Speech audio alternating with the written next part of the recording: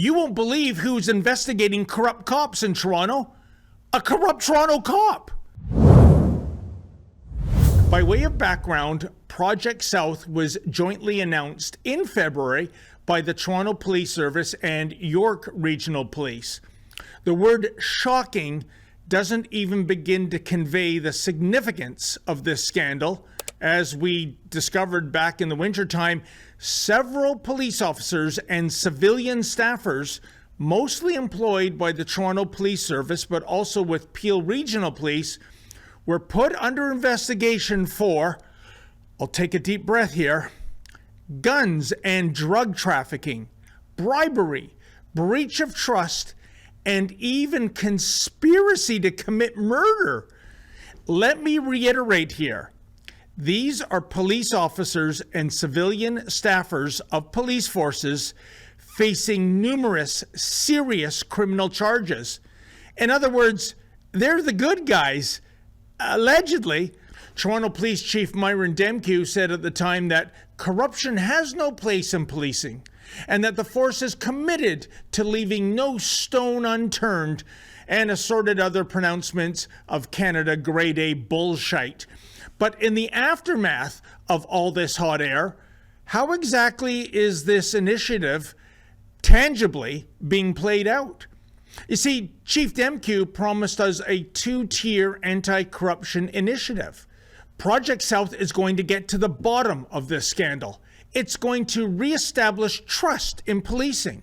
Moving forward, the Toronto Police Service will fully restore accountability and transparency. And folks, if you believe those whoppers, I have some oceanfront property for sale in Saskatoon. That's because our ex-cop friend Jay Bannister, who now operates the superb Mad Lab Press website, found out who Chief Demkiw has appointed to run this anti-corruption unit. And it's this guy, Superintendent Riaz Hussain. Now, who dat, you ask? Well, for starters, Hussain is a police officer who is no stranger when it comes to being arrested and convicted. Here's the skinny.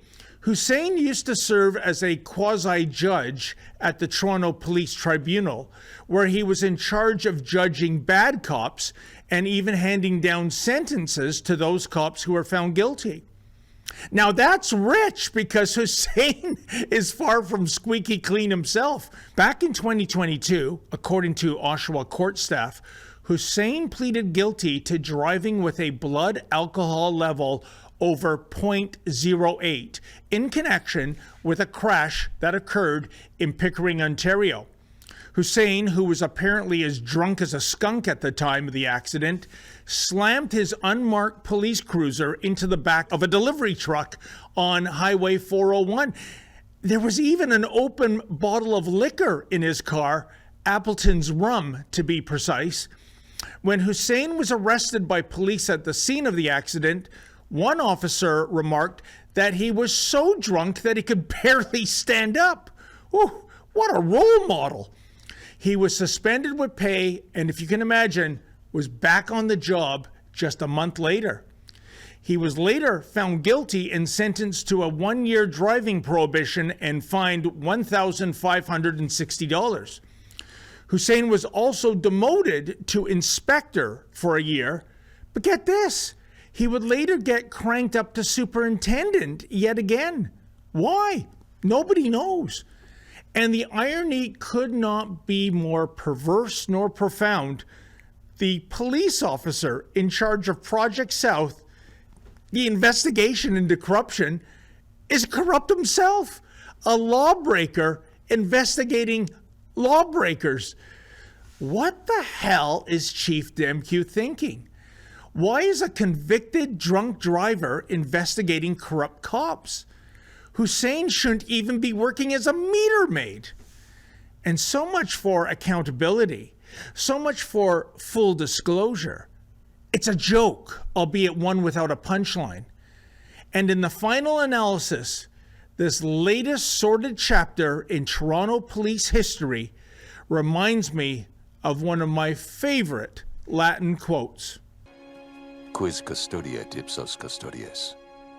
Who guards the Guardians? You know, it makes you wonder, folks, is Toronto Police Chief Myron Demkew trying to get fired? And why he hasn't been fired yet is a mystery. This is the most incompetent police officer since Inspector Clouseau. And if you feel like we do, let's show Chief Demkew the door. Please go to our petition, firethechief.com. That's firethechief.com. Add your signature to the growing list. And if you're able to, kindly make a donation so that Rebel News can bring you the other side of the story.